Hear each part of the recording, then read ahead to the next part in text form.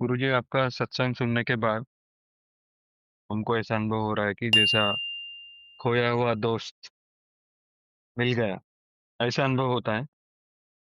ये तो आपका भाग्य है भाई और परमात्मा की कृपा है। इसी का विस्तार करो, साधना में समय लगाओ, परमात्मा हर रूप में मदद करेगा।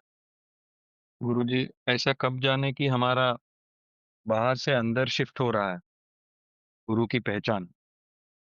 ऐसा अगर ये अवस्था आ रही है, तो ये समझो आप बिल्कुल स्वाभाविक और राइट पद्धति पे हो।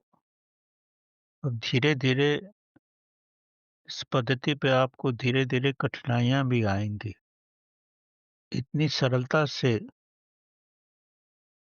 पहाड़ की चोटी पे चढ़ना नहीं होता, लेकिन आपको ठंडी हवा आ रही है।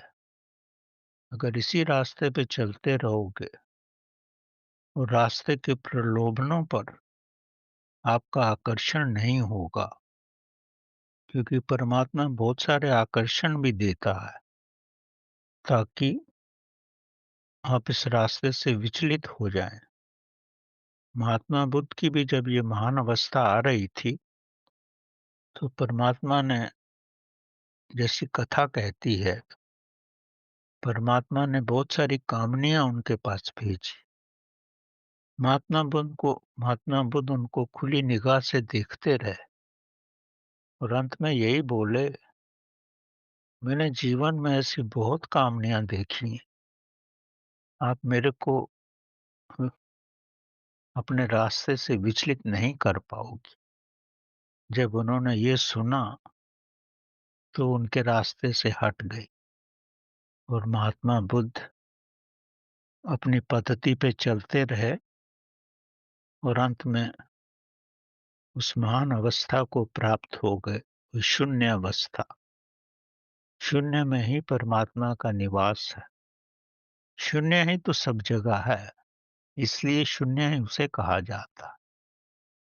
कहने को वो शून्य है, नथिंगनेस है, पर सारे ब्रह्मांड की शक्ति उसी में है। जितना महान शून्य होगा, उतनी ही महाशक्ति होगी। आपका घर जितना बड़ा होगा, उसमें ज़्यादा शून्य है, उतनी महाशक्ति है। उतने ही आप शक्तिशाली हैं, उतने ही आप धनवान हैं।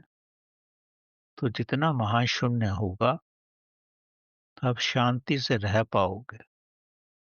ये सारा ब्रह्मांड शून्य ही है और आपकी शून्यता उस शून्यता में जब मिल जाएगी, तो वही महाशून्य की अवस्था होगी। आप तो उसमें होगे ही नहीं, आपकी जागरूकता भी नहीं रहेगी। जब एक ही हो गए तो जागरूकता जागरूकता का मतलब आप 2 हैं।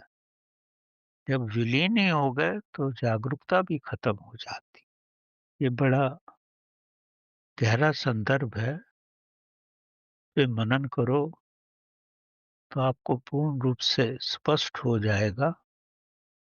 जागरूकता की अवस्था के बाद विलीन की अवस्था जो आती है, उसमें जागरूकता नहीं रहती और वही महान अवस्था है। उससे जब वापिस आओगे आप, तो आप वैसे ही शून्य होगे जैसे आपने कुछ देखा ही नहीं।